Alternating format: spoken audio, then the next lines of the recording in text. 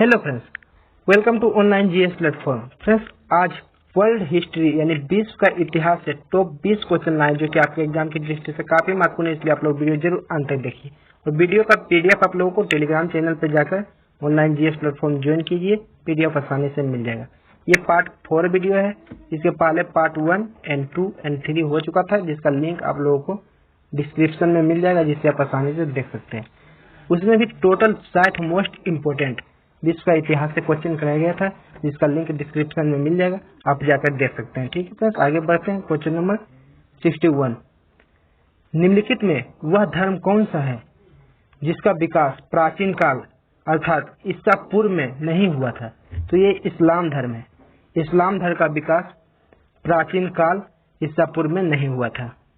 ठीक है friends, next question, question number 62, चीन की राष्ट्रीय पार्टी दल यानी चीन की राष्ट्रीय पार्टी यानी दल कुओमिंतांग की संस्थापक की थी। तो चीन की राष्ट्रीय पार्टी यानी दल कुओमिंतांग की संस्थापक किसने की थी? तो सन यात सेन ने की थी। यानी इस प्रश्न का उत्तर हो जाएगा आपका option D is the right answer. अब कब किया था? तो ये 1912 ईस्वी में किया था। Next question, question number 63, I am the state, I am the state यानी मैं ही राज्य हूँ, यह किसने कहा था? तो यह फ्रांस की लुई 14वें ने कहा था। यानी इस प्रश्न का उत्तर हो जाएगा आपका option C is the right answer. France की लुई 14वें ने कहा था आई एम द स्टेट यानी मैं ही राज्य हूँ और मेरा शब्द ही कानून है। ठीक है, next question, question number 64, America नौसेना तथा वायुसेना बेस पर्ल हार्बर पर निम्नलिखित में से किसके द्वारा आक्रमण किया गया? तो ये जापान के द्वारा आक्रमण किया गया। अब कब किया गया था? तो ये 1941 ईस्वी में। 1941 ईस्वी में जापान द्वारा अमेरिका नौसेना तथा वायुसेना बेस पर्ल हार्बर पर आक्रमण किया गया था। नेक्स्ट क्वेश्चन, क्वेश्चन नंबर 65, अपह तंत्र का निर्माण सबसे पहले निम्नलिखित में से किस सभ्यता के लोगों ने किया था? तो अपह तंत्र का निर्माण सबसे पहले सिंधु घाटी सभ्यता के लोगों ने किया था। यानी इस प्रश्न का उत्तर हो जाएगा आपका option B is the right answer.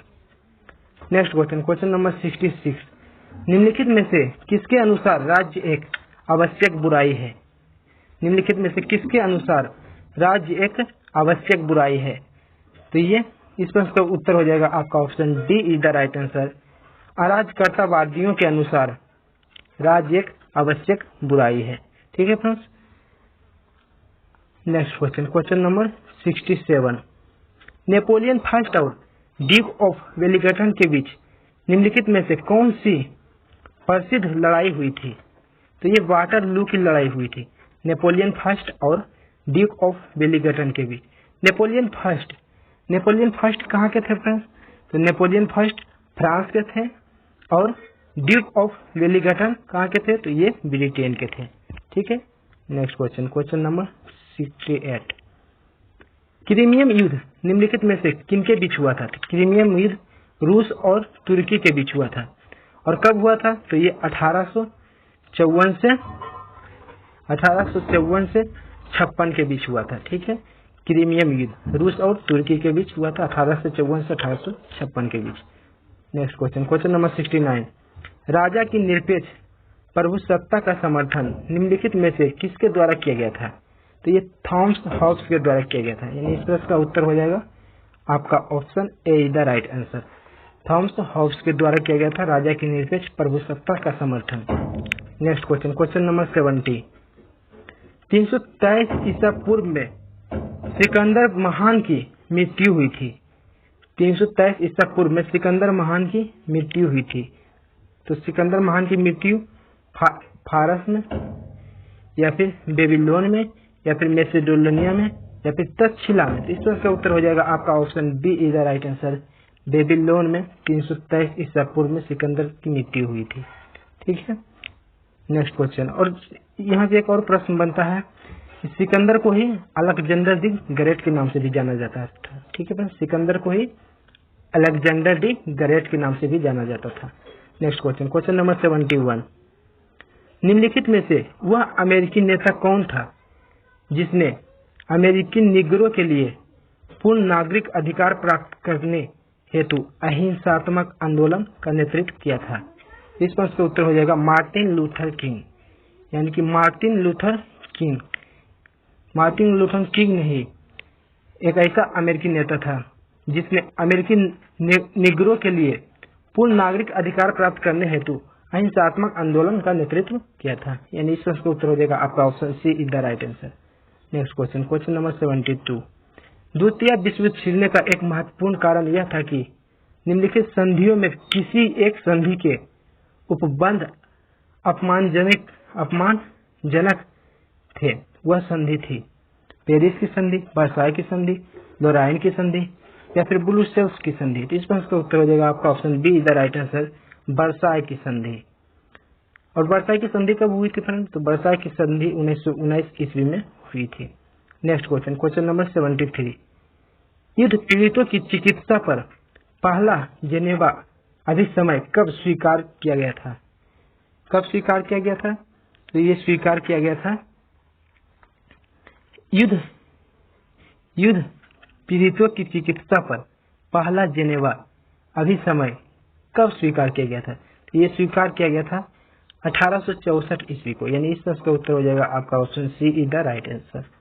Next question, question number 74। 1959 तक पाकिस्तान की राजधानी थी। तो 1959 तक पाकिस्तान की राजधानी थी कराची, यानी कि option B is the right answer. 1959 तक पाकिस्तान की राजधानी थी कराची। और 1959 से 60 तक पाकिस्तान की राजधानी थी रावलपिंडी। ठीक है फ्रेंड्स, रावलपिंडी। और उसके बाद 60 के बाद आज तक पाकिस्तान की राजधानी है, आज तक और आगे भी। अभी इसका निर्णय नहीं लिया गया है, लेकिन अभी तक पाकिस्तान की राजधानी है इस्लामाबाद। ठीक है friends, Islamabad. Next question, question number 75। पहली बार परमाणु बम कहाँ फेंका गया था? तो पहली बार परमाणु बम हिरोशिमा में फेंका गया था। ठीक है फ्रेंड्स, हिरोशिमा में। और किसके द्वारा परमाणु बम गिरा गया था? तो ये अमेरिका के द्वारा गिरा गया था। कब? 6 अगस्त 1945 ईस्वी को पहली बार परमाणु बम हिरोशिमा पर फेंका गया था, 6 अगस्त को। और फिर उसके बाद 2 दिन के बाद ही 9 अगस्त को, उसके बाद 9 अगस्त को कहाँ फेंका गया था? तो ये भी जापान की ही नागासाकी शहर में फेंका गया था। ठीक है, और हिरोशिमा भी जापान में ही पड़ता है। Next question, question number 76। America की खोज किसने की थी? अमेरिका की खोज किसने की थी? तो ये कोलंबस ने। यानी इस प्रश्न का उत्तर हो जाएगा आपका option be the right answer. Next question, question number 77। फ्रांसीसी क्रांति ने विश्व को क्या नारा दिया था? तो फ्रांसीसी क्रांति ने विश्व को नारा दिया था स्वतंत्रता, समानता और बंधुत्व। यानी इस प्रश्न का उत्तर हो जाएगा आपका option B is the right answer. अच्छा, फ्रांस की क्रांति, फ्रांस से ये क्वेश्चन बनता है। फ्रांस की क्रांति काफी इंपॉर्टेंट क्वेश्चन है। प्लस कब हुई थी? तो फ्रांस की क्रांति 1789 ईस्वी में हुई थी। Next question, question number 78। मतपत्रों को सबसे पहले प्रयोग किया गया था। तो मतपत्रों को सबसे पहले कहाँ प्रयोग किया गया था? तो सबसे पहले ऑस्ट्रेलिया में प्रयोग किया गया था। यानी कि इस प्रश्न का उत्तर हो जाएगा आपका option A is the right answer, option first. ठीक है फ्रेंड। अच्छा, भारत में कब इसका प्रयोग किया गया था? सबसे पहले तो ऑस्ट्रेलिया में प्रयोग किया गया था। भारत में कब से प्रयोग किया जाने लगा मतपत्रों को? तो ये 1920 ईस्वी से भारत में चुनाव में मत पत्रों का प्रयोग किया जाने लगा था। Next question, question number 79। गुटनिरपेक्ष का मूल रूप से क्या अभिप्राय है? अपनी नीति चुनना, या शक्ति गुटों के प्रति तटस्थता, या विश्व में शांति और एकता लाना, या तीसरी दुनिया की शक्ति होना। गुटनिरपेक्ष का मूल रूप से क्या अभिप्राय है? तो ये है शक्ति गुटों के प्रति तटस्थता। यानी इस प्रश्न का उत्तर हो जाएगा आपका option B is the right answer. ठीक है, गुटनिरपेक्ष का मूल रूप से अभिप्राय है शक्ति के गुटों के प्रति तटस्थता। यानी गुटनिरपेक्ष के आंदोलन कब हुआ था फ्रेंड्स? तो गुटनिरपेक्ष की आंदोलन हुई थी 1961 ईस्वी में। ठीक है, ये भी याद रखिएगा। Next question, question number 780। दक्षिण अफ्रीका में पालन की जाने वाली प्रजाति भेदभाव नीति को क्या कहा जाता है?